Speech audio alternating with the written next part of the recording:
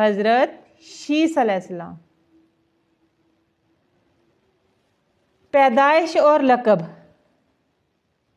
حضرت شیس علیہ السلام کو آدم و حوا نے اللہ کی رحمت سے پایا۔ انہیں ایک ایسا خلیفہ بنایا گیا جو نیکی اور تعلیم کا علمبردار تھا۔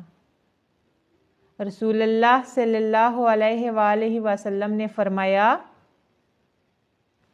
آدم کے بعد نبیوں کی نسل میں شیس کی اولاد نے نیک لوگ پیدا کیے اور لوگوں کو تعلیم دی۔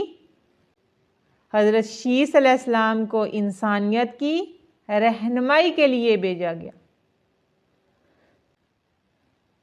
تاکہ جو پہلا گناہ ہوا تھا اس کے اثرات کم ہوں اور لوگ نیکی کی طرف آئیں۔ تعلیم اور عبادت۔ حضرت شیس علیہ السلام نے لوگوں کو سکھایا، اللہ کی عبادت کا مقصد دل کی پاکیزگی، صدقہ اور خیرات، پرہیزگاری اور نیک نیتی۔ انہوں نے لوگوں کو بتایا کہ صرف جسمانی عمل کافی نہیں، دل اور نیت بھی صاف ہونی چاہیے۔